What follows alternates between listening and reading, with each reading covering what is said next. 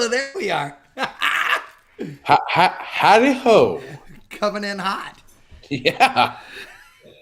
Yeah. Did you You just make it back? almost got to see me eating shit right I was about to there. say, it looked like you were coming in real hot, bud. I was trying to come in from the bathroom, which was right around the corner, and then around another corner, and Otis came around the corner at the same time, and I did the, I'm trying not to die. I didn't know you were a drifter, Chad. Oh, I was. There was a time. Here we are.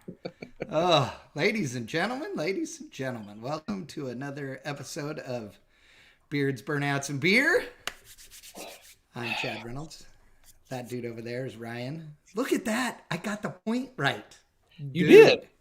Nice. See? So dang. hard. It seems like it's so easy, and it's so not easy. We are supposed to be getting joined by Bigan tonight, so with any luck, that'll happen as well. So I sent him the link, and we will see if he gets done at the shop in time. We have lots of things to talk about.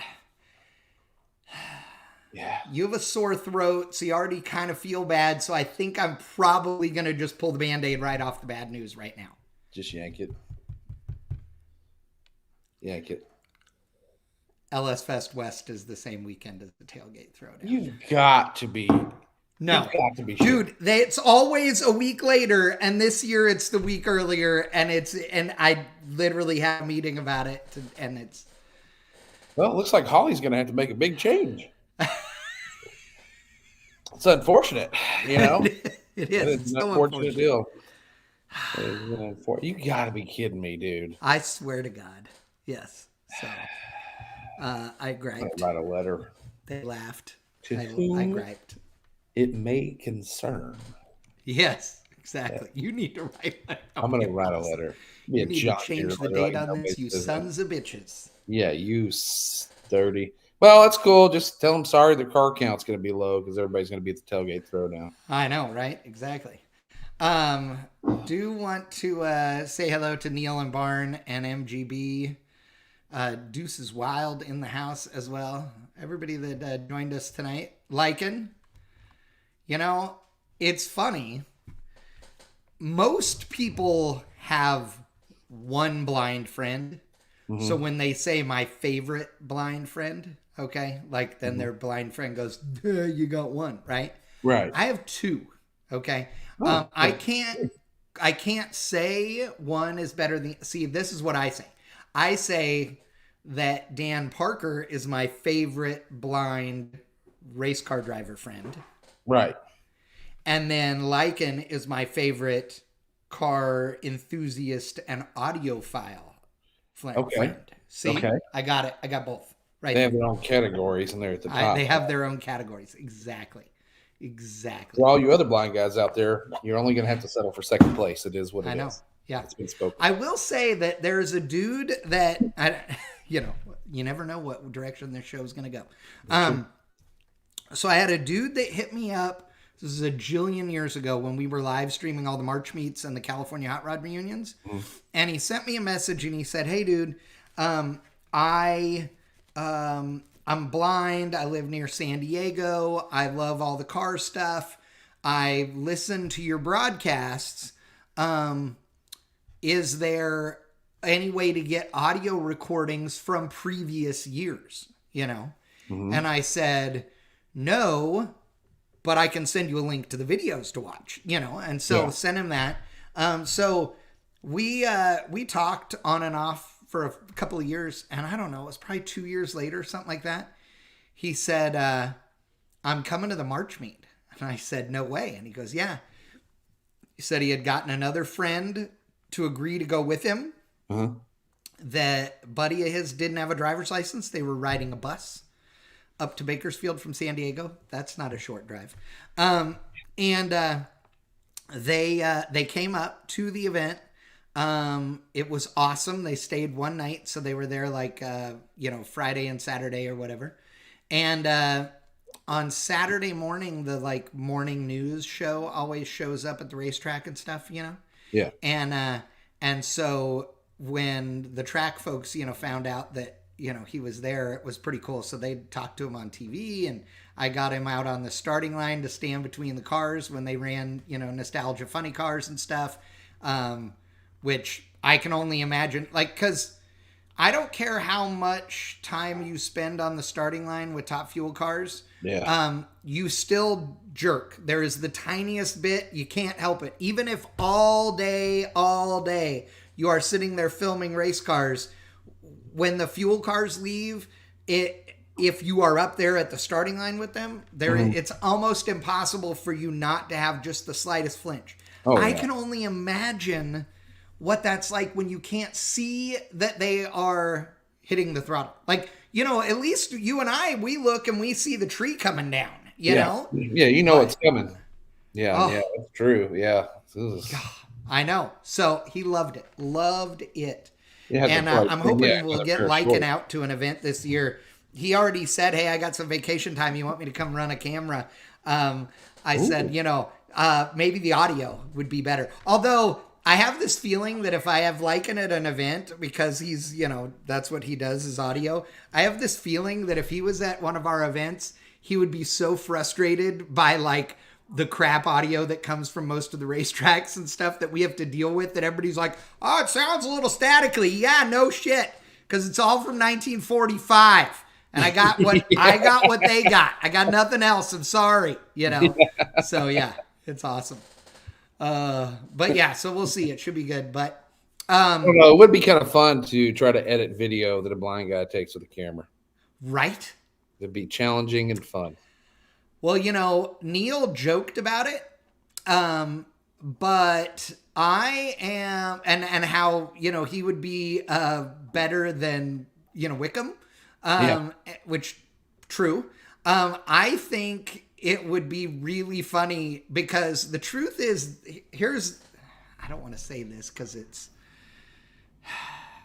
I'm going to ruin it. But anyway, there are times where you just get into a zone with these cars running, and they're all mid 5-second cars or whatever, at a big money bracket race, where you are only looking at the car in the viewfinder half of the time. Like, really, it's the muscle memory of the pace that you need to pivot the camera. You know what I mean? Right. So you watch them leave, but there's a part in the middle where you quit looking at them and you're looking at the, computer or something else. I think that somebody like Lycan who could, would hone in on the audio portion of it instead of obviously relying on his eyes. I bet he could do it, especially if we set the camera so it wasn't so tight in on a car. That's the worst mistake everybody makes anyway, is they get in so tight on a car and you can't stay on it, when it's trying to go by. So yeah, I think it'd be good. So we'll see. Lycan could be the other cameraman this year. It'd be awesome. Oh, God, that's great. Oh, he says, Lycan says it's just like playing the drums. Yeah. There you go. Yeah. I guess that's true. Yeah, once you know where they're at, it's just a matter of repetition. Unless you have friends like us who would move things around. This is true. Like I would move the cowbell to where one of the cymbals were because, more cowbell. Yeah, you need more cowbell. I mean, that's just an obvious thing. I mean, yeah. So, cake. Kung. Tone down the cowbell just a hair. God, that'd be awesome.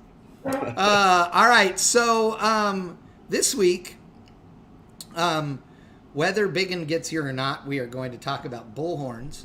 And I don't mean the kind that Texans do with the thing. Yeah. Which one is it that they do? Hook 'em horns right here. Oh, it's hook 'em horns? Yeah. Okay. Something like that. Wait. Yeah, no, but see, that looks I don't know, I guess. Yeah, whatever. This ain't loose, but I know. I know this is, metal. Yeah, exactly. But regardless, we're going to talk about bullhorns, the kind that hang out of the fenders of race cars. And then let's see, what else are we talking about? Oh, we're going to talk about racing our way into 2024 and how everybody is just trying to hurt me. Trying to hurt me. I'll tell you why. Then we're going to talk more about the Tailgate Throwdown. We're going to we're gonna bitch at some whiny bitches. Oh man. See what I did there? Yeah. And we're going to talk about some racing stuff that you guys should consider as you're going through 2024. And it has to do with these events and things that we have thought of while doing this. So, yeah, hang tight. So, Clint, who's ever Parker, says Bullhorns and Gorilla Flames. I got you. I mean, I got some love. Oh, yeah. Sort of. So I guess first thing, the reason that I am upset, Newbern in the house. What's up, brother? I am disappointed because, as you and I discussed, we were considering going to the pad, right, for Pad Wars. Yeah. 25 grand on the line on New Year's morning. I think it ended up being 27. Huh? I think it ended up being 27. No way. Wow. Yeah. Well, and it was. Everybody says it was the biggest street race in history at this point. Now that I don't know. That's a big thing to say, but we'll see. So anyway, we were going to go. Like, we talked about it. We were going to go. There were some other people that were going to go, and they said, "Oh yeah, come with us." And then things kind of got, not flaky, but things were just not being planned yet, which is fine because I'm a total fly by the seat of my pants guy. Right. But at the last minute, night before, you and I decided, no, we were not doing this. So now I'm kicking myself because all the videos are coming out. Everybody's talking. And I'm like, you sons of bitches. I didn't get to go. Well, the thing of it is with that stuff is when you're trying to throw on a big event. I mean, I've been around when Lippy threw on big events, and he did a 30 or 34 car race once, and that was a monster. And when you spend that kind of time and effort trying to put something like that together, there's a lot of unknowns that can happen, and word gets around, right? And it keeps getting around, and if it gets around to spectators, guarantee it's going to get in the ears of a cop somewhere. And when you've got a big, I think they said there was like 90 cars, that's a tough one. You're going to be up for a long time. 90 cars is what they say it was? I think that's what I heard. It was just 90. Okay, then I take back what I said. Yeah. Wow. Yeah. Now I know that a bunch dropped off because of the delays that they had. And why were the delays, by the way? Well, that's because the police had a heads up. They already. Oh, okay, gotcha. They already knew what was going down. And that's I've always wondered about that place because that place has been around for a million years, and it seems like they race for a whole day and nobody ever comes out there. But then I'm like, okay, at some point this is, unless the police think it's still a rented road every time there are cars out there for the TV show or something. I don't know. Well, I think where it's at, it's a very desolate area, from what I understand. And from what I understand as well, there's not a lot of tracks around there. And so for a while, it was kind of one of those deals that just kind of happened. It is what it is. They would run people off, here and there. And, but it kept getting bigger and bigger and bigger and bigger, and everybody wanted to come to it. So, then it starts becoming a liability at some point when you got that many people out there and all that stuff going on. Right. Well, it looked like everybody was having a great time once the racing started, and I am definitely disappointed that we were not there. But if it was that nuts, then I guess it was a good thing. Well, it was just a lot of waiting. It looked like it was just a lot of waiting, and it happens. I mean, that's getting all those people organized. It was too many spectators to ignore. That's probably it too. Yeah, I mean, if there were some aerial shots, and I guarantee there were over 2,000 people that were watching. Right. And I wouldn't have. I mean, we would have been helping on stuff. Don't get me wrong, but we didn't need to be there to help on stuff. Right. So I would have felt bad if I was taking up valuable space too. But Right. Okay, so that's what I'm gonna whine about. You already whined because of Holly. So tell us what the latest is on the Tailgate Throwdown. The normal stuff before we get to the drama stuff. Well, we officially put out the flyer. It's getting spread around. It's getting a lot of good positive feedback. It's looking like it's going to be a little bigger than I had expected it to be, which is good. Also a little scary, but it's so far so good. Now we have to get there and we have to go through it, and hopefully by the end of it, everybody who's so happy and go gung ho about it are still gung ho about it. But right, you got the flyer set up. It's kind of okay. I'm not a flyer guy, let's face it. It's not my art's not my forte, but it does the job. It's got trucks on it. It says Tailgate Throwdown. It has specifics on it, including the location, which is most important. It is. So, I guarantee you that Barn can rattle off a half dozen times where he's seen a flyer for an event that either doesn't have the location at all, like doesn't even have the racetrack name, or that has zero contact information when it says for more questions on this, contact us at the info below. And there's nothing. I saw one time where they didn't fill in like the email address and the phone numbers and stuff. So it was all like X's. Yeah. Like they had just forgotten to do it. It's fine. I also, I've seen them where they say, this is the race, this is what it's called. And then I'm like, where's the track? Yeah. Like what track is it at? Yeah. Barn says most of them are wrong. Yeah. God, that's so true. Ooh. Positive motion. So Bad Tree says that he's 60% going to come with a D50 Magnum 360 swap. Bad Tree, I have one of those trucks, right? Yeah, they're building you need to D50 hit me up. and Blake. Oh yeah, no, I know because we talked about it before. That's right, but I forgot he had the one that he was going to do this, and it's the square one, right? Yes. Yeah. Okay, that's right. I remember that. The 80s one. That's the square. Yes. One. Right. Yeah. Oh. Yeah. So let's turn that 60 into 100% going to come. You could possibly miss either the greatest truck race to ever hit a track near you or the biggest S show. But I think it's going to be the first part. Well, there you go. Yeah. Either way, it'll be fun. It's fine. Yeah. It'll be fine. Here's the beauty. Since I unfortunately won't be there, I don't get to say, I get to say, it wasn't my fault. I wasn't even there. Mm-hmm. So, okay, I got Bigan. Hold on, let me add him. What are you doing? What's happening? What's going on, man? Oh, how's it going? You're in the basement. I am. That's awesome. Bigan has a really good basement, by the way. It looks pretty awesome. With some cool stuff, for sure. It's not done. Welcome to the show. We've been talking a little bit about event stuff that's going on. We were talking about Ryan's event, the Tailgate Throwdown, that's going to be coming up in April, which is going to be awesome. But we also were talking about Pad Wars from New Year's Day. Did you see any of the video from that in New Orleans? Oh, yes. Yeah, that was awesome.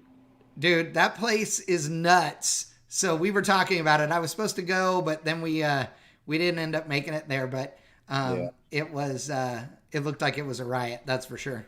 So it looked like a lot of them went, to South Georgia. They did a backside race at South Georgia, and it was their first back of the track race there, and went straight from there to the pad after that.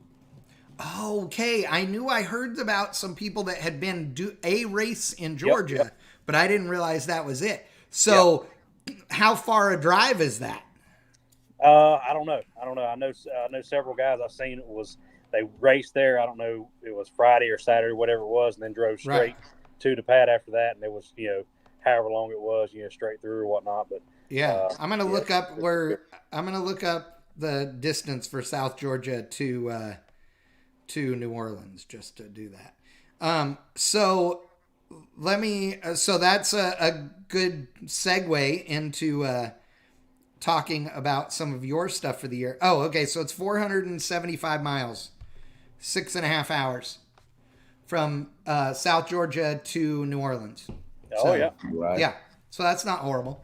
But I wanted to talk. So if you guys have lived under a rock for the last, 6 months especially, then you may not know this, but everybody else knows that Bigan is now in the racetrack business.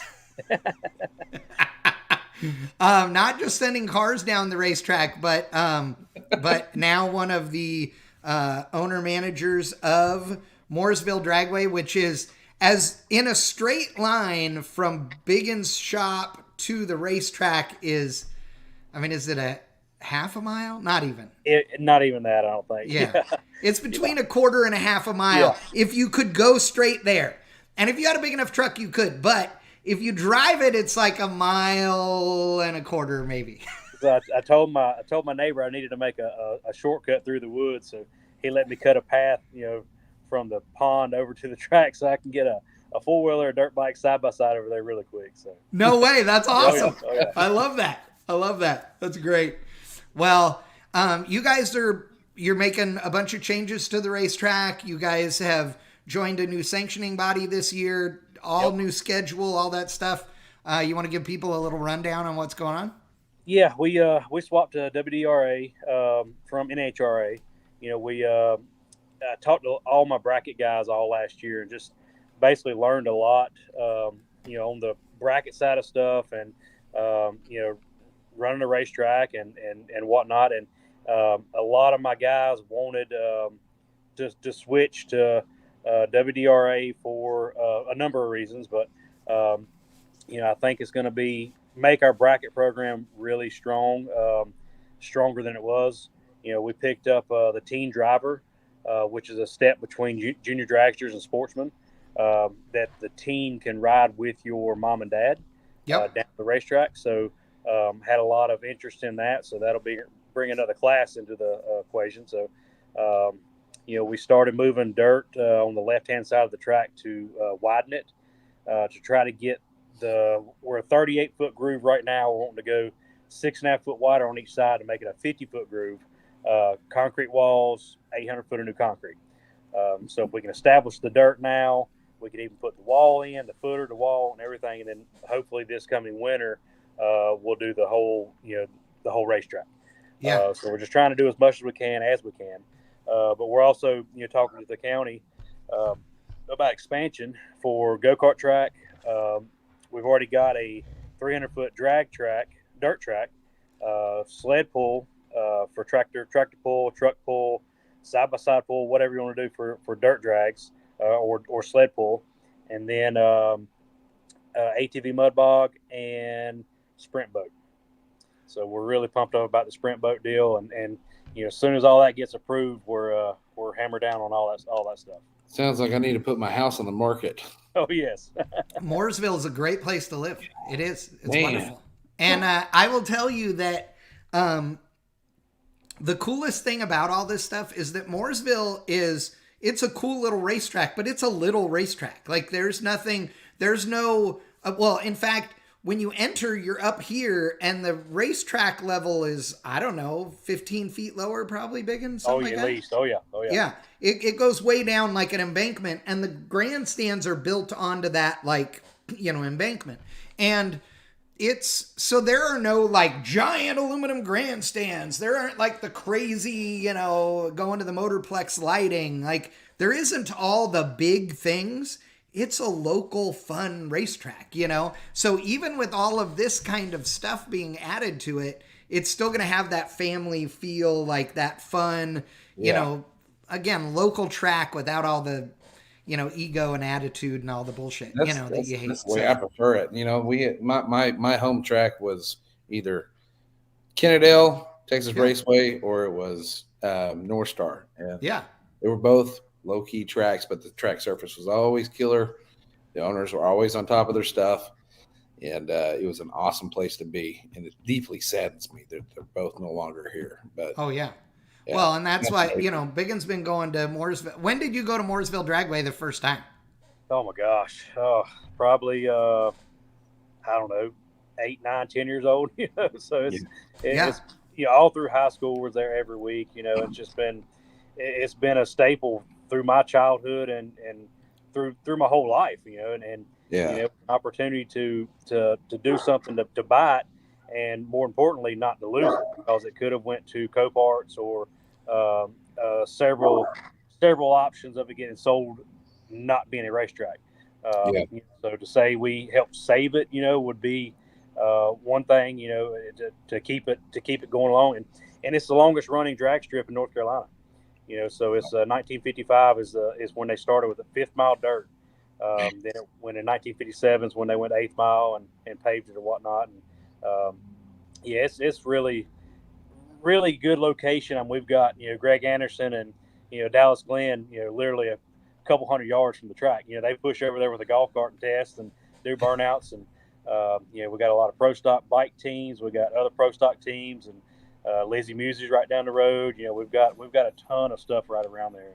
We're excited about getting the expansion and, getting the walls up, getting good surface back down. And, it's a good track, and we get it hooking good now, but it can be better. And that's what we're looking forward to. So, about the, talking about the way it's laid out, we did the tractor pull and the sled track. We built it into the bank. So it's like an amphitheater. So the whole one side is our grass bleachers, so we're going to do some drive-in movie theater, put a big screen up and everybody sit on that. You park on the, the sled pull track. We got Southeast Gassers coming back this year. So nice. We're real excited about that. So we're talking about doing like a American Graffiti or 2-lane blacktop, that. Oh, night. hell yeah. Oh man, dude, that's awesome. That's stuff about that. Yeah, I love the Sega group. Those guys are, yes. Oh yeah, man, they are wild. They lay it down. And good dudes too. I mean, they're just, that's what a great group of racers and stuff that is. And I mean, they've done that for a long time without it making, it's not like anybody got rich on that thing, right? That thing just paid enough of itself for itself to exist and put on really killer races. So that's, I always watch it online, and I've always wanted to go and see it in person. So if you're going to have them there, I may have to make my way out there to come check them out. Absolutely. Yes. Come on. Yeah. Well, and I'm planning on obviously being there for a few events this year. And I got to say, like, I mean, I love that place. Obviously I've been there, several times now, but it's just a fun racetrack, and it's cool because I know that you're seeing this, and we all say it, is that racers who own racetracks do a better job at taking care of the racer, right? So even if they aren't always the ones that make the most money, they still are the ones that seem to do the best. I mean, XRP is that way, right? Because it's racer owned, okay, and run, obviously Tulsa Raceway Park has been the same way, right? I mean, with Todd Martin and Keith Haney for a long time running that place, and they're both racers. So, that matters. I think that's cool. And obviously you've been racing forever and building all kinds of race cars forever. So I think people trust you, especially as many cars as you've built in that area. I think people trust that you're going to do what's right for them, Yeah, I'm excited. We've added a limited 28 class this year that we're going to run at 6 or 8 of our bracket races. So it's going to be not, kind of like the PDRA Super Street type deal. It's going to be bracket prep, so you can be on a 28 or 275. No boosted big block, no billet small block. So it's going to be. We're excited about that deal. I got a lot of people wanting to do that, and we're still going to do the hard tire class. We talked about. Nice. We talked at PRI, so going to do that. On Thursdays, probably once a month on Thursdays. I've got bike guys interested in doing some hand clutch racing. We've got a lot in store this year. We're excited. We've got three gear jammer races this year. I've got a jet car, nitro funny cars, nostalgia funny car stuff. So I've got a big date for all that, and we're looking forward to it. If you need a wheel stander, let me know. I got a guy. Nice. We need to start talking about the schedule too, because I want to come out there to announce stuff this year. I think it'll be fun. But and do some live streaming too. So we've been talking about all that. So all of you guys that are watching, wondering, we've been working on all those things. So, but you know, you bring up the 28-inch tall tire class, and obviously small tire drag racing is like the thing right now. We know, but there's a lot of other, you know. There's a lot of other things going on in the drag racing world too, with regards to, you know, no prep versus back of the track, front of the track, street racing, et cetera, et cetera. Well, you know, obviously trucks have never been more popular. So that's why Ryan decided he was going to do the Tailgate Throwdown. But the funny thing is, he wanted to keep it as simple as possible on classes. So he did full size street and mini street, which you see behind his shoulder there. And then and then you have full size stick and outlaw. Okay. Right. So here's the thing. He wanted to keep it so that the street was going to be the normal guys. And then whoever had, you know, big balls would show up and do the outlaw class. But there was no tire limit or anything on the outlaw class. It is whatever you want to do. Run what you brung. Well, then a bunch of people bitched and said, well, I got a truck that's this and it's the 28-10-5 and a whatever. So Ryan and I talk it through a couple of days ago. We decide, okay, we think this is the way to go on, you know, rules and what have you. Very limited rules. Like, really, it's just this tire and don't do dumb shit, right? And now when he starts telling people, okay, we're thinking about doing this class and calling it Extreme Street, what was the response, Ryan? The one that got me the most is, why call it Extreme Street? I have a LS powered truck on 28s that has a 400 shot of nitrous, and I can drive it there and drive it home and beat on it all day long. I was like, see, the thing with small tire guys is, here's the deal about small tire. See, when I was in it, small tire was 29.5, 10.5. Yeah, that's a big tire, though. But small I'm just telling you. It is. We're going to argue about it. It's a big tire. I will kick your ass. But we were racing big tire guys, right? Right. When small tire guys were taking on the big tire guys, trying to show that the small tire guys were faster than the big tire. Right. So a 29.5 was small in comparison to the steamrollers that we were racing, right? Right. And then it got to the 28s. And when it got to 28s, I'm telling you what, everybody and their mama has got an opinion about everything. Oh, dude. And it just blows my mind that because I specifically said, hey, I don't want this race started out as an idea that I wanted to do with a group of friends. Like, we wanted to just go take our truck somewhere and go race. Bigan knows how this all snowballs. Oh, group of buddies. I said, hey, let's just put a little shootout together of us, you know, let's just go do it. And then everybody's like, hey, let's invite some other people too. I'm like, okay, we can invite some other people. And then next thing you know, I've got 100 people in a Facebook group that want to come and do the race, right? So now I've got to design some type of race here, right? And so I try to keep it simple because I do not deal with the whiners. I'm an old street race guy. I don't deal with that crybaby stuff. I don't like it. I don't dig it. And there's a reason why I don't bracket race. That's all I got to say. There's a lot of crying and whining that goes on. And so I don't like it. And so I don't put up with it. And so I try to make it as simple as possible. And I'm telling you what, just when you think you got an idea like, you know what, I'm going to appease somebody. I'm going to appease a certain group of people, because I get it. If you got a truck that runs 580s, right? It's full-size truck and it runs 580s.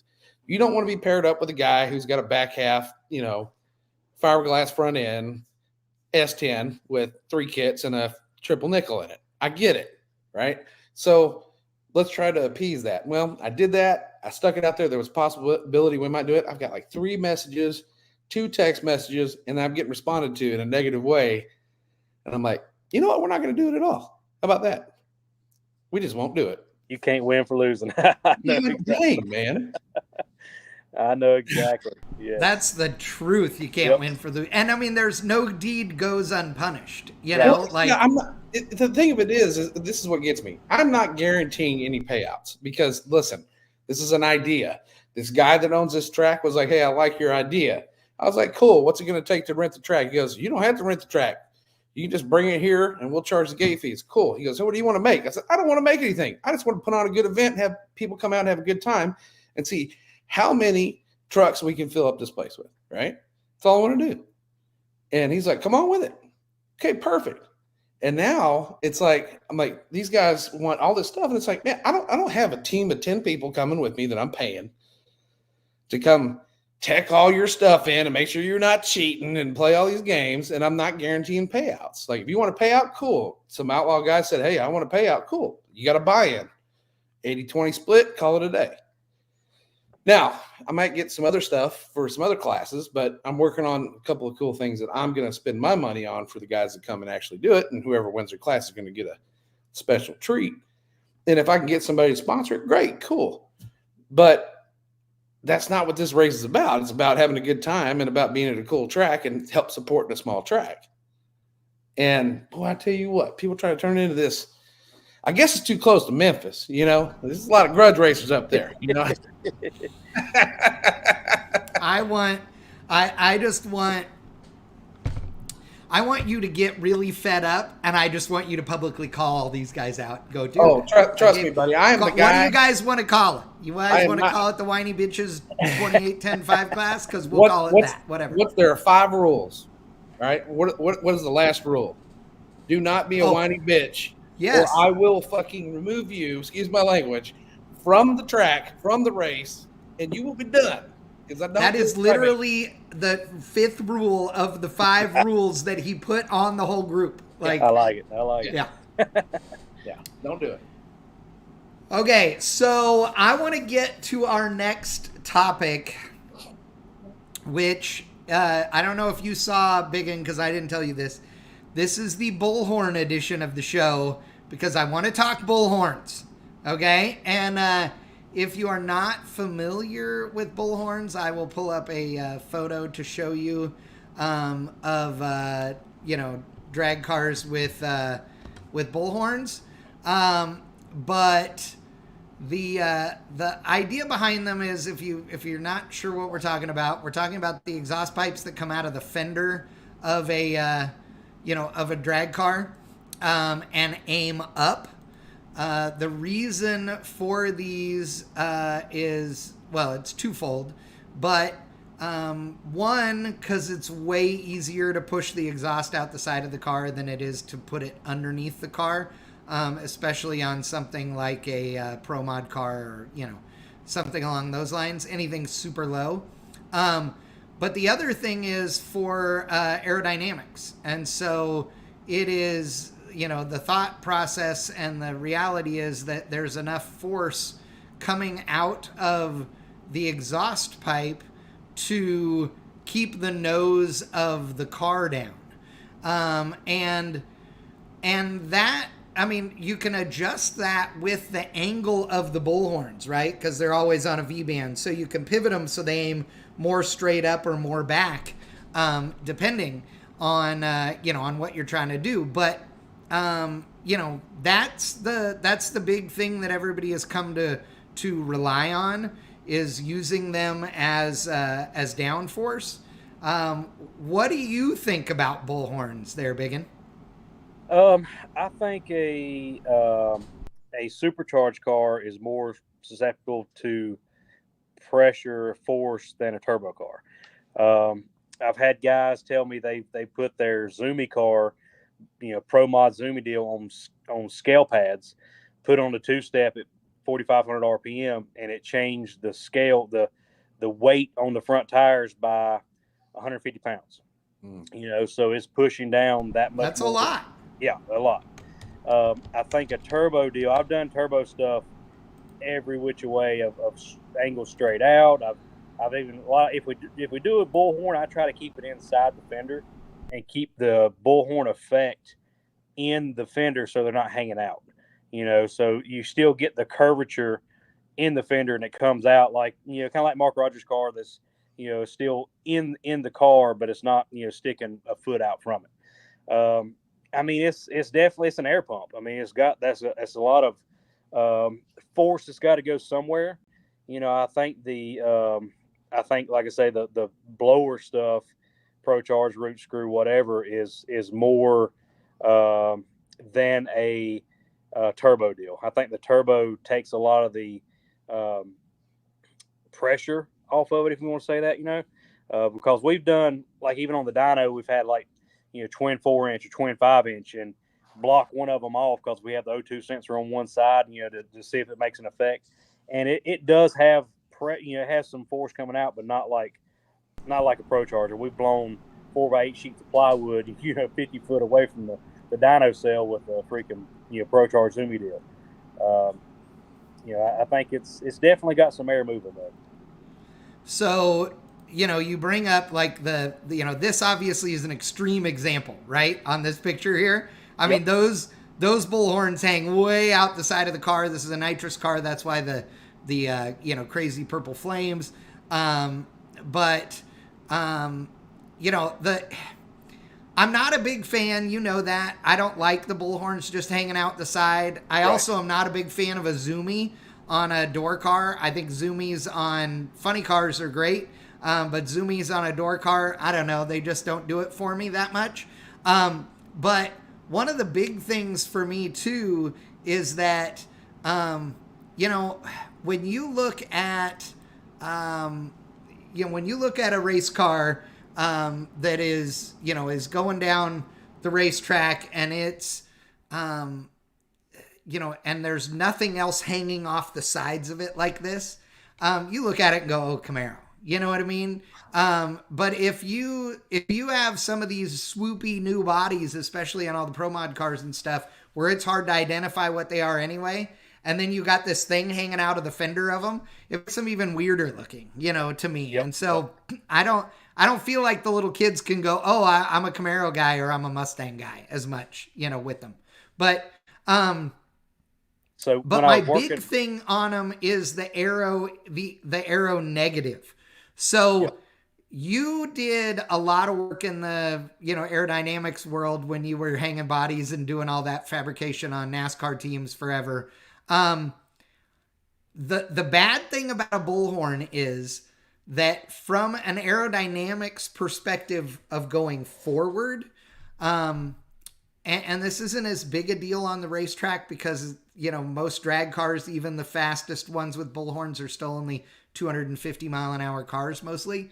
But once you get up to 220 to 225 miles an hour, especially like you said, a Pro Charged, or supercharged car, the air that is coming out of those bullhorns is the equivalent of hanging two telephone poles out off the sides of the car. From an aero perspective, that's the kind of load that it is seeing, trying to push through that air forward. And so that's always been one of those things for me that I've said, God, you know what? I really think there's got to be a better way, but you're a chassis guy. So is it worse to hang weight out there than the bullhorns? You remember several years ago when they took the bullhorns and they did it on a V-band, and the V-band was on the bearing. So you left the line with them straight up, and as they went down track, they laid back. Yes. So it was that, by 300 foot or whatever, they're pointing straight back and nothing down, wherever you didn't need it. Yeah. But when I worked at Waltrip, Howerston's did our headers, big place in Indiana. They do 90% of the fuel headers, funny car and top fuel. And it's a double wall Inconel header. Right. And, it's a double wall. So it's, 2.5 and 2 5/8, whatever. Right. And 065, double wall. So they said they tried to shorten it up or get it lighter and go like 049, whatever it might have been. I can't remember the exact measurements. And it said they were testing it. And I believe he said it was on a funny car. And it went about half track. And that whole bank folded over. It just folded over. And it swapped lanes so quick that if there was another car or anything, it destroyed it. And that's how much downforce those things put out, which is tremendous. It's crazy amount because their angle is like super, super critical on downforce and forward, momentum, whatever. But it's pretty wild that they tried to do it and just folded it, completely sideways. Wow. I have an even more extreme example, and I was going to bring this up, and I'm glad you said that first. So I was at Phoenix the Monday after the NHRA national event there, years and years and years ago, before I was in the industry professionally. And I'm there with a buddy of mine, and we didn't have to leave until whenever we wanted to the next day, on Monday. It didn't matter, right? Well, we heard that John Force was going to stay and do testing, okay, at the racetrack. So I'm like, dude, we should come back for testing because it's way fun to be at testing, right? Because, you're right there. So there were a bunch of pro stockers that were testing and a bunch of, fuel cars and stuff. And so we came back the next day. Well, they put a set of titanium zoomies on Tony Pedregon's funny car, okay? And they were trying to see. They were worth, like, real weight, apparently. Oh, yeah. So they put titanium zoomies on the car. The engine didn't make it to 60 feet, okay? When I say the engine, I'm using that as the relative, right? Because the front of the car was probably there, but the engine wasn't yet to 60 feet. When it blew holes in all 8 zoomy pipes at the bend, right? Straight down. And that whole car levitated off the ground. Dude, it was 3 or 4 feet in the air, okay? Before he could lift off the throttle. That's how it went all the way up in the air like a hovercraft. And then, of course, came down really bad. And they stopped it, and it was hilarious because they're like, we were standing at the wall by the water box watching this, and they're all like, well, those didn't work. And another guy's like, that's 50 grand or, whatever. I mean, dude. So, yeah, there is some downforce possible or some, I guess, thrust anyway. Yes. And the guys from that race at Bonneville are really particular on where their exhaust is. Oh, yes. And in fact, like we all know Wayne Jessel, right? You know Wayne very well. Yep. So Jessel has a cool truck, a 4-door Dodge pickup truck that has set a jillion records out there with Jimmy and all kinds of other people behind the wheel. That thing has a ton of rules that have been written because of that truck, because Wayne is a badass and they do so much cup car stuff. So they like changed the rules on where exhaust could come out and stuff because they had these big diffuser pipes that they were letting the exhaust out behind the cab in order to make it feel like it was a fastback car instead. And it had underbelly aerodynamics with tunnels like an Indy car that then vented up over the top of the tonneau cover when they said you couldn't put the exhaust there anymore. And it literally would go down the racetrack and it would suck everything up off the ground because it had so much, downforce because it was drawing it. Those guys have done all kinds of craziness from an aero perspective, but that's incredibly talented team, and Wayne is a great dude. But there are other teams like the Horsepower Engineering guys who, are running, some of the world's fastest roadsters on old school little Hemis, literally 300 mile an hour roadsters and stuff. They have tested their roadster and their blown flathead coupe both with the exhaust going out the side versus the exhaust running all the way to the back of the car and exiting at the back of the body, straight back.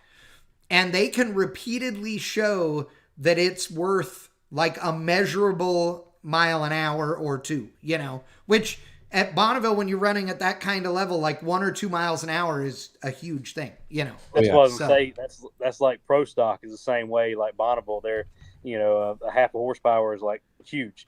And half mile or whatever. And there is something to underneath the car, hot air and evacuating. I won't go into too much, but the pro stock teams have discussed that a whole lot. And it is something there too also. Well, yeah, because you have to remember that from a physics perspective, if you failed physics in high school, ladies and gentlemen, so hot air is bigger, okay, than cold. So if it's hot coming out of the engine under the car and it is then cooling under the car, it is doing things like this to things that are under the car, basically. So somebody really smart probably figured out, man, if the header ends right here and then the shape of the floor just happens to be this, we can get it to do. Yeah, exactly. Yep. Oh, yeah. And, oh, by the way, if we make the cutout for those wheelie bars just a little bit wider or a little bit narrower, whatever the case may be. Yeah. Oh, yeah. I remember a team getting in trouble, a pro stock team, back when they used to have to run OE headlights and OE taillights. Remember that? Remember when they had to run actual, they didn't have to have bulbs in them, but they had to be the factory taillights and headlights. I remember this team, like the taillights would fall out of the car all the time. And it was like, wow, it just so happens that that's open to the ground underneath. Like, imagine that. I mean, oh, God. Because if you don't know what a funny car, by the way, has, the taillights are flaps. So when it's going down the racetrack, they open up to let the air out from under the bodies in those too. So, yeah. Well, the cup racing, I mean, the first thing the driver would do when he get in would be we had the shifter boot would be cam locked on like a Zeus fastener, but a cam lock.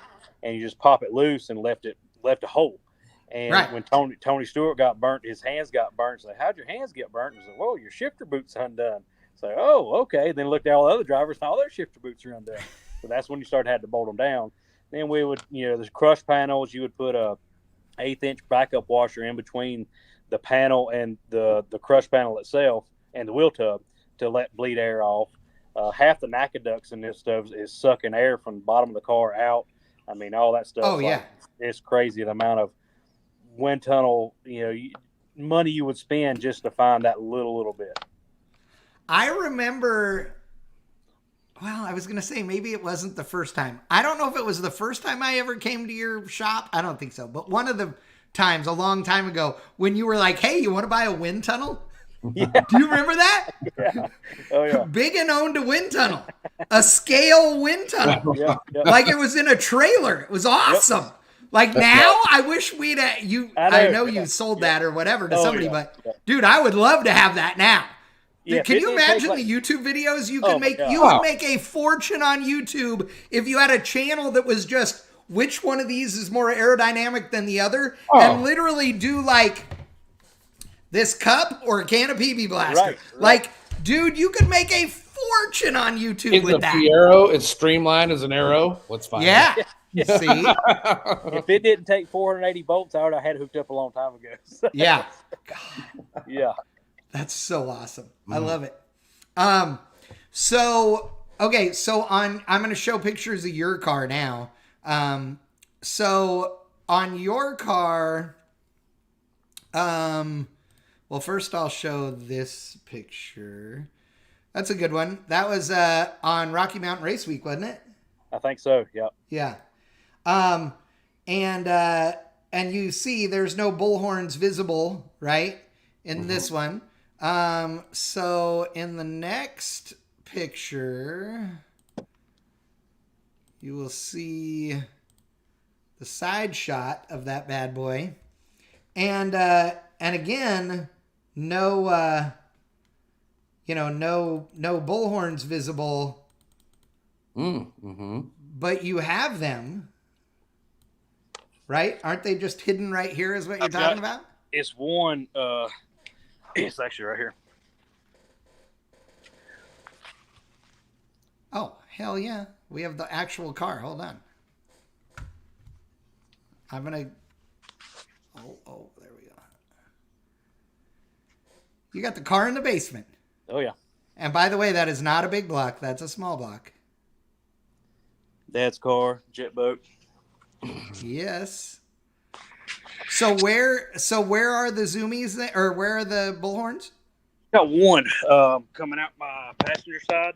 Yeah, because you've only got a big single turbo on your car, right? Yes. Yeah. Yep. So it's a 5-inch off of the 5-inch aluminum, which a lot of people say you can't street drive it with aluminum, but I'm 065 aluminum, and that downpipe's been on there since 2012, so yeah, it's held up just fine.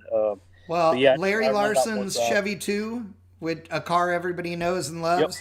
That car, the exhaust is stainless to the because it has full exhaust that runs down, and all the way out the back at the bumper. The exhaust goes down under the floors. It's oval, big oval, and when it gets to the seat, from there it's aluminum. So when it's stainless till it gets under where you sit in the front seats, and then it's aluminum out the rest of the car, and it's had that same exhaust on it for a jillion years, and it doesn't care. So, it just depends on where it's at and how much heat it's getting, and all that it's, if you had it confined where it was getting, where it's white hot all the time, then it's going to fail, but otherwise, nah. What turbo is on your car now? I mean, I know it's a work, but how big is it? It's a GT55 106. Jesus. Yeah. That's a big. What was that turbo supposed to be good for, power-wise? About 2,800. Okay. And how big is the motor in your car? 388. It's a wee little bitty. That's it. Yeah. But it likes and what kind of compression does it have and stuff? 10 2-to-1. Oh, okay. Yeah, we shipped about 9,200. Mm-hmm. Yep.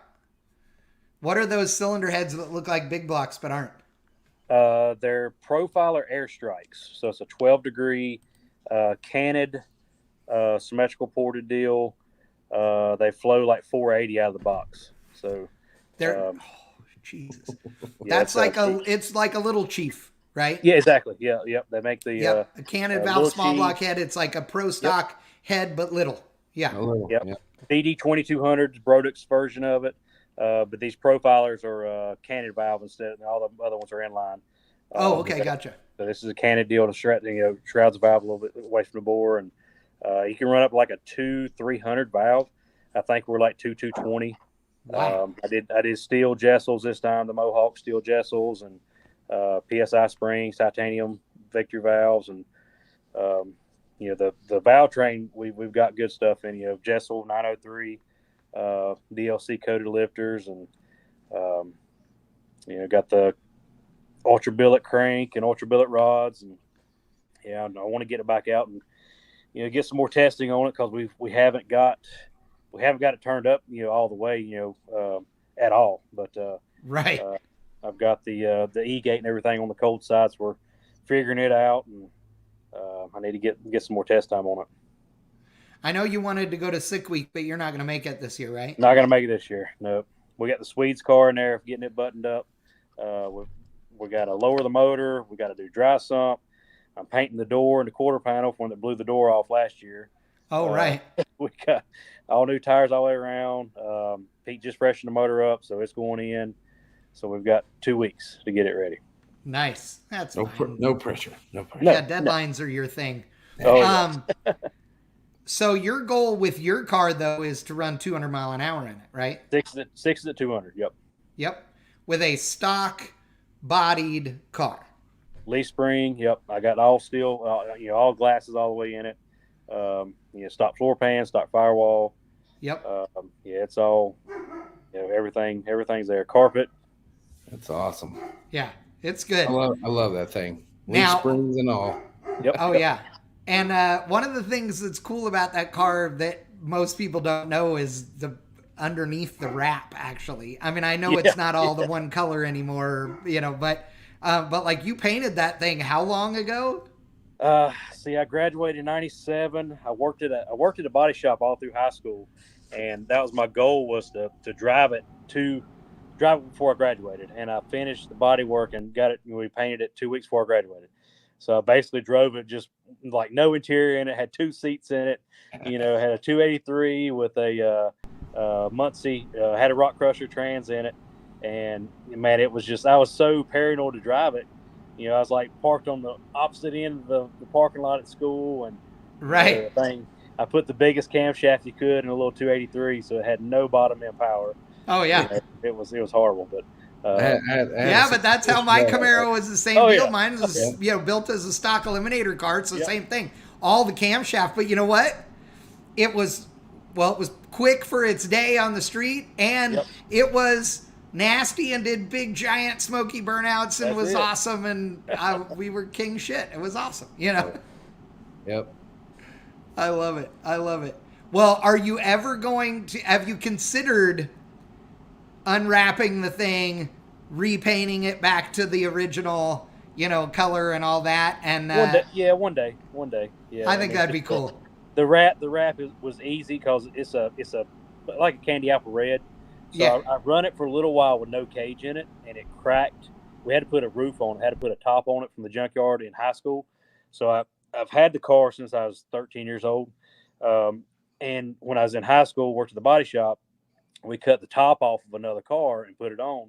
Well, where the lead seam usually is, right below us where we pieced it, well, it cracked there, the paint, you know, because the polytricoat's 3-coat, you know, the base, your transparent, and then, you know, your candy or whatnot. And it, to fix the paint and everything was going to cost more for me to buy the paint. And I spray it myself. To buy the paint was going to cost more than the wrap. So I put the wrap on for now, and you know, it's been on there since 2012. You know, so we'll run that for a while, and one day we'll probably put some paint back on it. Oh, and the wrap everybody knows, right? Right. I mean, they know it. It looks cool. But it would be really funny for you to show up at the racetrack with it all painted, because most people wouldn't even know it was you anymore. You know? Right. Yep. Tint the windows all super black and never take your helmet off. Just be the Stig for the.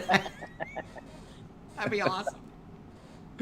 Well, Ryan, Bigan's telling his story, and like he and I have the same story on so many things in our lives. But I got my '69 Camaro convertible when I was 13 and built it myself and did the whole deal too. So that's one of the things we have in common. But Ryan, his first car his mom sold.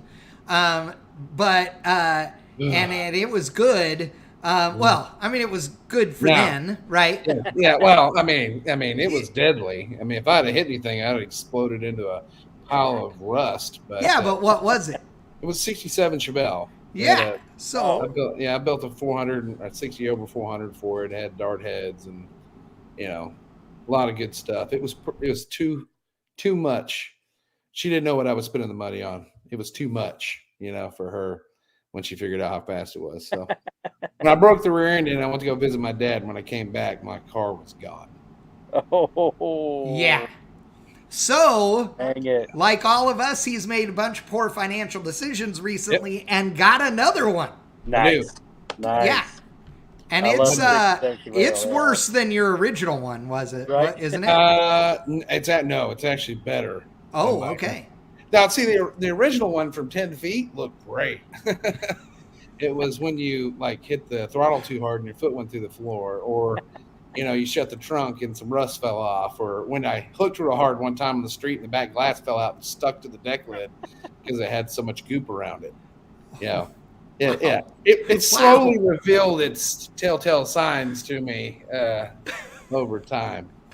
It was very, very, very. That's hilarious. The back glass came out and stuck to the deck lid. So, I went to homeschool, and so my buddies all went to local high school. So I would tell them, hey, go to school, find somebody who's got the fastest car there.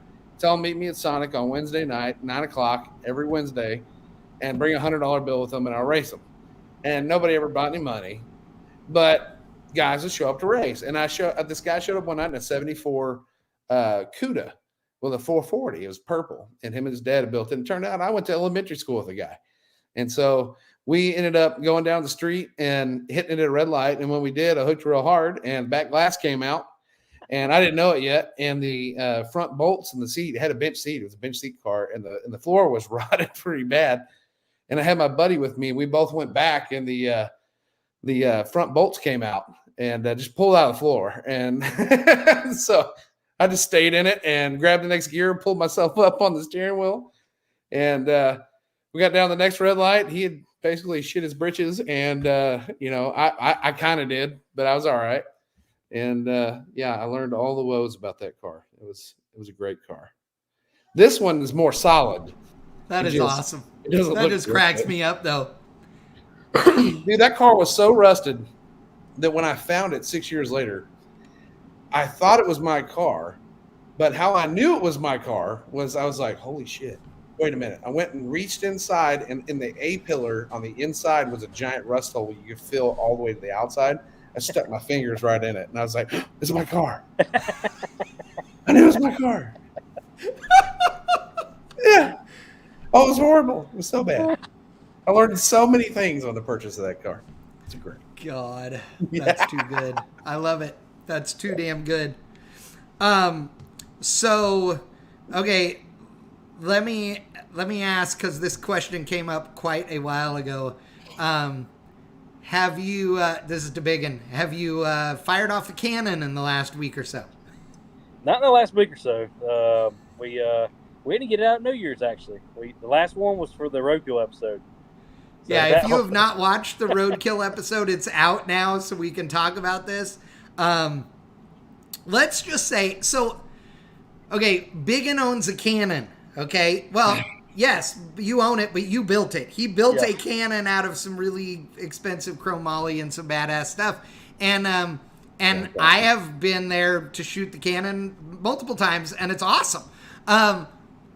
Unfortunately, like Finnegan and Freiberger and all of them, they didn't quite understand that this thing that looks like a cannon that you want us to shoot is a cannon, and scared the holy crap out of them. You can tell in the initial, the thumbnail photo for the episode, like you can see that the cannon is firing, and you can see the look of panic as they're diving. Yeah. The camera guys and the producers was worse than that. Like, I told them, like, hey, how are we going to start the car? Because it just kind of came out of the blue. It's like, hey, I got a cannon if you want to, cannon fire them off. It's like, oh, that's cool. So I pulled it over there, the Camaro, and took it down there in the field. And he was like, all right, I'm going to set up right here. And they're like 6 foot off the front of the barrel and 2 foot to the side. I was like, you good right there? He's like, yeah. Next camera guy's beside him. Next camera guy's beside him. So they're like, literally like 8 foot away from the barrel of the cannon. It's like, dude, I shoot it's a triple F black powder. It sounds like, all right, we're good. If you're good, and there's no projectile, just so everybody understands. It's a wad of stuff that goes boom. Yeah, makes a big boom. Yeah. So I light it and I take off, because I know what's going to happen. I mean, it lifts the whole cannon comes off the ground. And it goes into the dirt probably 6 inches. The whole tailstock goes into the dirt. Yeah, just like a real cannon. Right. Yeah. So it goes off, and the one camera guy knocks the other 2 camera guys over like it's just dominoes. And he's like, "Oh my gosh, I wasn't expecting that." It's like, dude, it's a freaking cannon. What was you expecting? That sounds like a perfect short for it was at that moment they knew. Yes. Yes. Exactly. They fucked up. That's so awesome. Yep. That is so good, dude. You have to steal that piece of the footage, and we have to do that. That's great. It's at this moment that they knew. Oh, that's so good. Well, it's funny because I don't know how anybody, they clearly were too stupid. I don't know how anybody could show up at your place, okay, and think, oh, this is just going to be like, boom, right? Like if you go to Bigan's property, okay, like it's Big Me Land, okay, it's the greatest place on earth. There's nothing there that doesn't say, oh, we party. Like everything there is, oh yeah, we should have an off-road track through the woods. Then let's make one. We have a Bobcat. Oh, hey, we should have a circle track. Cool. What Bigan's not telling you is that's why they are at his place, is because he has his own dirt track that's just cut in the back field, and so they raced cars around it. So that's awesome, dude. I think that's hilarious, and the fact that nobody was actually hurt. Like there were no bleeding eardrums is probably good. Right. Yeah. But you said Dustin wasn't there, huh? Yes, he was. He was? Yep, okay. Yep. So he should have known better. He was standing off to the side more. Okay, gotcha. I think he did know better. That's awesome. God, I love it. I love that. So what's next? What are you... do you have any cool projects in the shop that you can tell us about, or any cool projects of yours you're going to do? So we're buttoning up the Wizard van. Ooh. It's mid to late 70s Wizard van. It's got a big wizard painted on the side of it, and it's got the gull wing door on the side, shag carpet inside. Putting a 6.0 with a S480 turbo, 4L80 trans. Put rear AC and heat in it.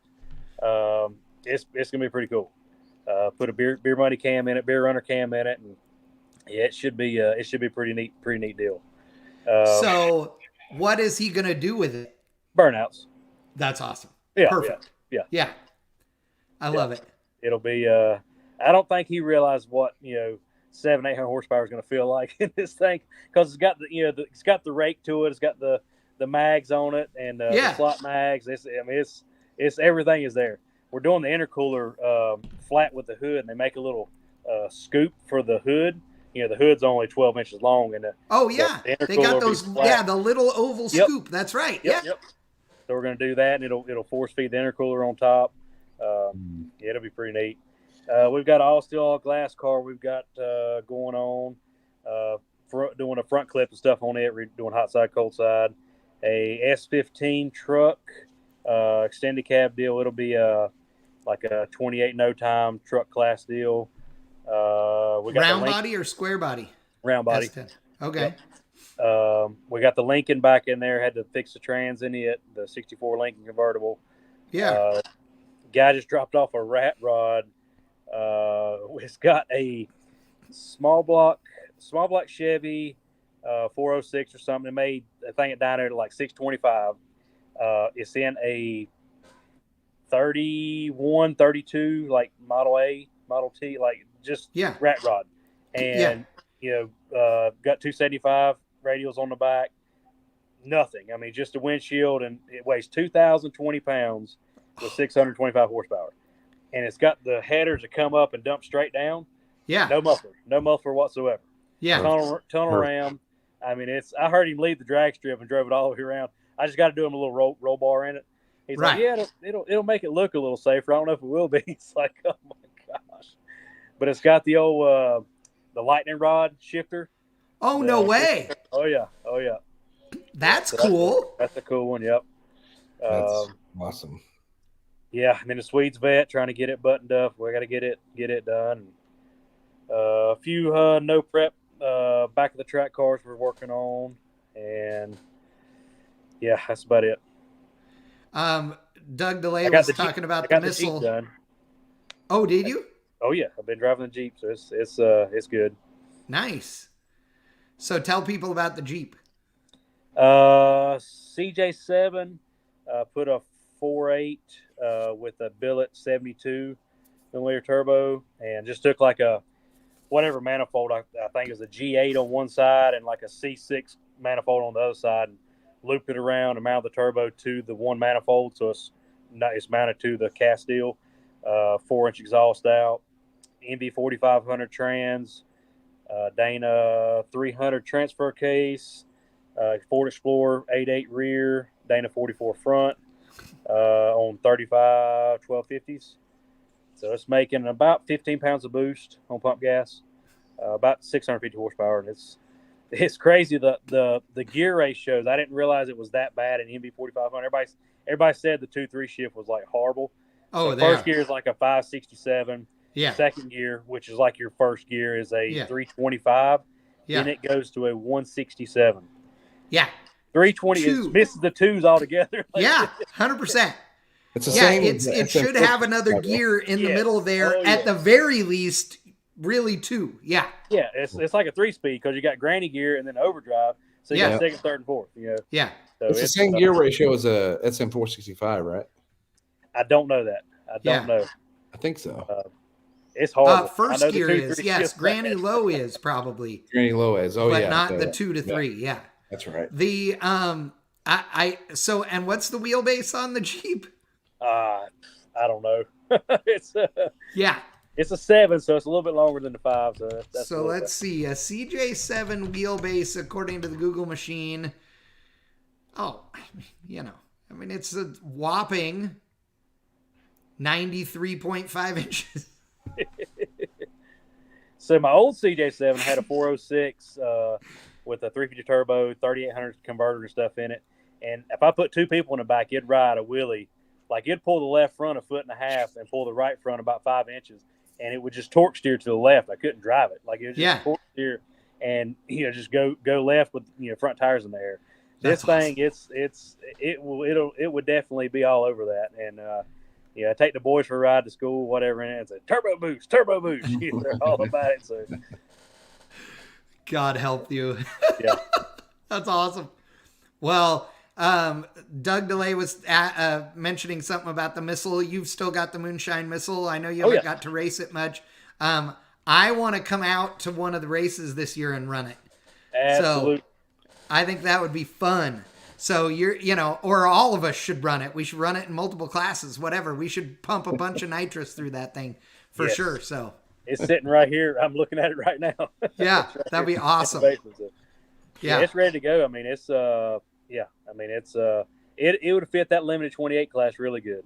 Yeah, that's going to be that'll be a 28 275 deal. That's going to be track limited.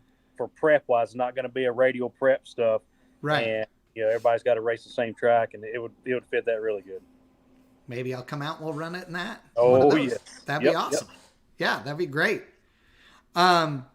So Ryan, what is what you've got your C10? The big block is in it now, and is it running and driving and stuff yet? No. I've been under the weather, man. I've been fighting something for like a month. And and then we had the holidays and all that stuff, and I just hadn't had a chance. Actually, tomorrow they're coming to extend my shop. So nice. Yeah. So I just moved the truck down the garage. Hopefully they'll have it done by the weekend, and I got to do some wiring, and then it goes back in there, and we'll finish it up. Nice. That'll be awesome. Yeah. And then what is the plan for the Chevelle? There is no plan yet. That is a pipe dream as of right now. It is procured. It is in my hands. It's just, it can sit there as long as it needs. It's just one of those things where I got to get the truck done. Once the truck's done, I got to get back on Jake's S10. The motor's almost done for it. So we want to try to, at the end of the year, next year, he should be old enough to where he can start doing the junior street stuff. Yep. So I'm going to really be hot and heavy on that, trying to get that done so I can start getting him some seat time. And then we'll start messing with the Chevelle. But the problem is with the Chevelle is I don't know exactly what I want to do yet. Like part of me wants to just get it running and driving, leave it looking ready, and just beat the hell out of it and have a good time. The other part of me is now I want to, actually do it like I wanted to begin with. Right. Build it into something really nice. Yeah. It's just I am not going to judge you on how long it takes you to do a project like that. Because Bigan and I both have had projects that took years and years and years. That's fine. Yep. Yeah. I keep buying stuff, even though my shit isn't done, and I don't care. Makes me feel happy. I'm like, ooh, look what I got. I got this. And I have all the plans in my head. And at some point that'll happen, and it's fine. Doesn't matter. Yeah. That's kind of where I'm at. Like I've always, like, my car was black. And, I envision it on the black rally, sitting down low, and, black paint, black interior, blacked out windows, just murdered out, and then the other part of me is like, hell no, street freak it or something, do something weird. I don't know. Oh, yeah. I'm 288. I have to tell you, I think the street freak look is super cool. There is a part of me that thinks that having something that was jacked up all the way everywhere and was on Krager's or Slot Mags with a tunnel ram and crazy panel paint would be so bitchin'. Like, hell yeah.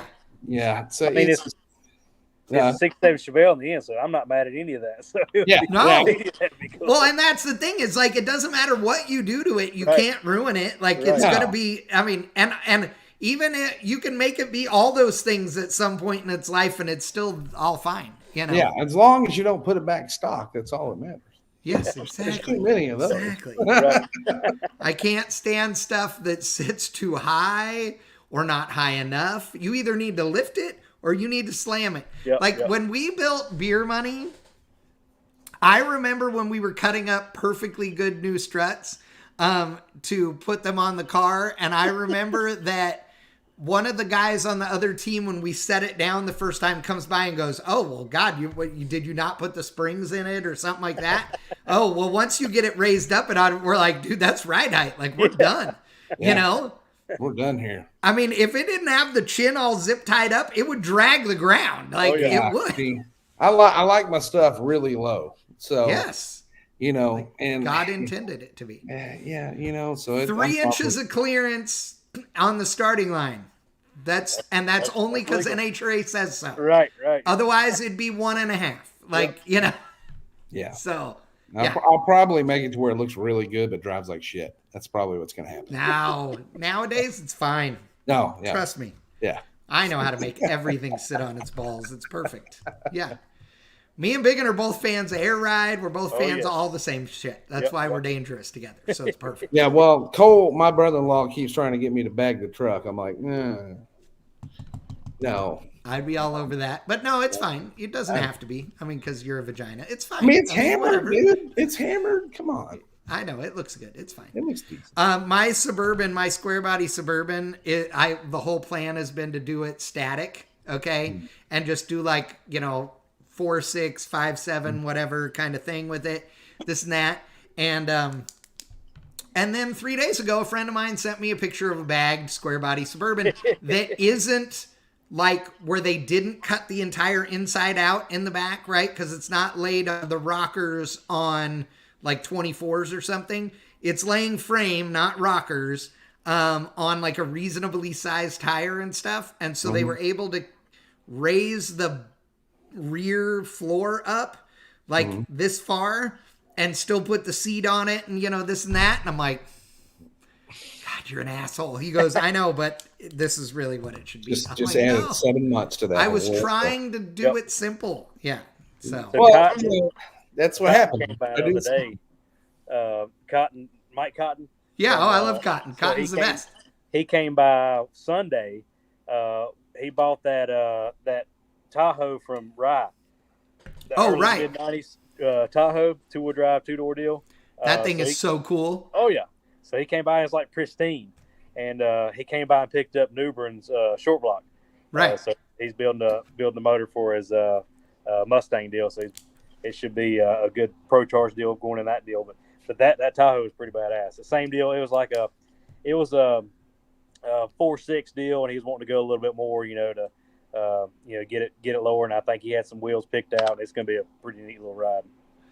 I think that those OBS Chevy pickup, or OBS body style, 2-door Blazer, Tahoe, whatever you want to call them, are awesome. Those things are great. And you either find them for $1 jillion or you find a random one that's cheap, and you're like, and every time I find one that's cheap, I have no money to spend. But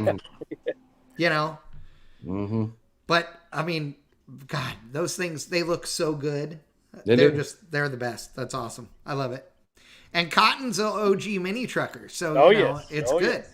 His little S10 Blazer is cool. Yep. All the graphics he did on the side is neat. I told him I want him to come do graphics on my mini truck when I finish it, so it'll be great.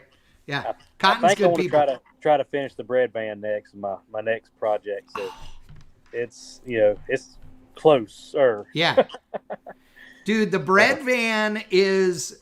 So Bigan bought a 3/4 ton or 1 ton Chevy van with a mid 2000s with a Duramax and 4L80 in it. And then he had, what year was the bread van? 53 Grumman. Yeah. So, and he cut the body off the van and putting the bread van on it, deal. And it already does big boy burnouts. Oh yes. Well, dude, it ain't gonna weigh nothing. I mean, I'll do exhaust and chip that Duramax up, and it'll haul ass. Mm-hmm. Oh yeah, you got no choice to. But that body, the wheelbase was identical, and the width was within an inch. So I had to cut an inch off of the van body, and then the Grumman body fit on it perfect. So I just got to fill in a little bit of the fender well, a little bit of the dash up front didn't quite match up. Fill in some of that stuff, and I've C-notched the frame in the back. And then lower the front or whatnot. And I'm probably going to do some Detroit Steelies on it. So, that'd be cool. Some 22s or whatnot, and get that done. But yeah, it'll be cool. I'd love to polish it out. I got it all DA'd down, but I'd love to polish it out. But we'll see if I got time for that. That's a lot of work. The guys that are the right guys for doing that, but they cost a lot of money, are airplane polishing. Oh yes, guys. oh yes. Those dudes are, because they have actually the little cotton wheel that fits over the rivets to do each one. You know, I mean, or an Airstream guy.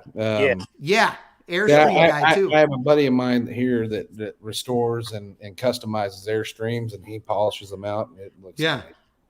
So, you know, the Grumman was, they did bread vans after World War II that, you know, they were doing airplanes. Well, stopped doing that, was started building airplanes, or they started doing bread vans and canoes. So my buddy's got a bunch of Grumman canoes that are all aluminum, same riveted deal and everything. Really? I thought about trying to get one of them and incorporate it in with the van. That's awesome. Dude, it'd be cool if you could put one on the roof. Oh, yeah. That'd be awesome. Yep. That'd be great. You need to make a mount for it so it'll mount upside down like normal, but you also need a mount so it'll mount right side up so me and Bailey can ride in it. Oh, yes. Because me and that dumb bastard would go down the road in that thing. Oh, yeah. So I'm thinking about, we're getting our beer license for the drag strip.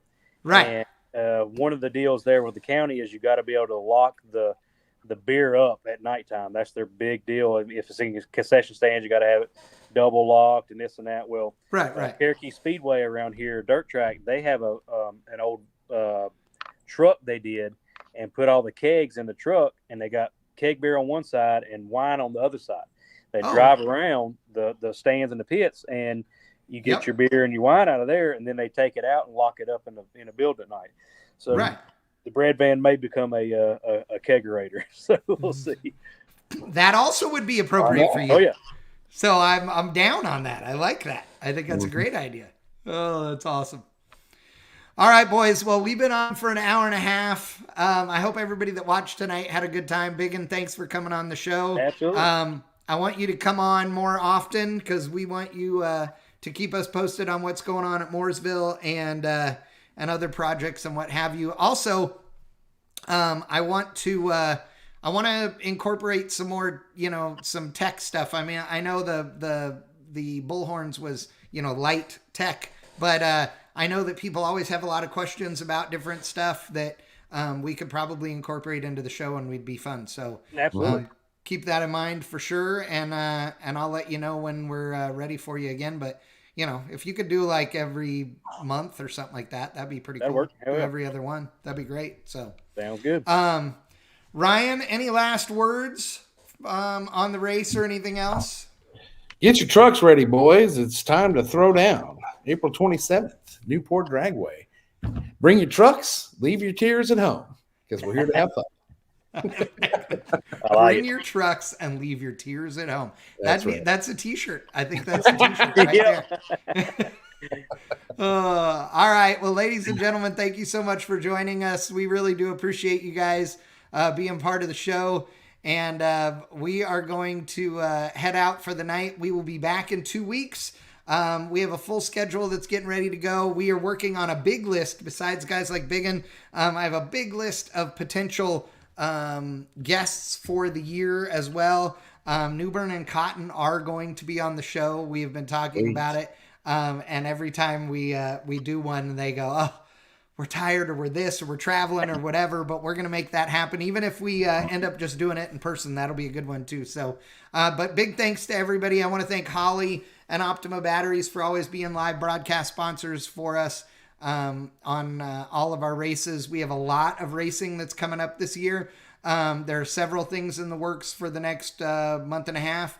But our first really big race is going to be the Spring Fling Million in Las Vegas.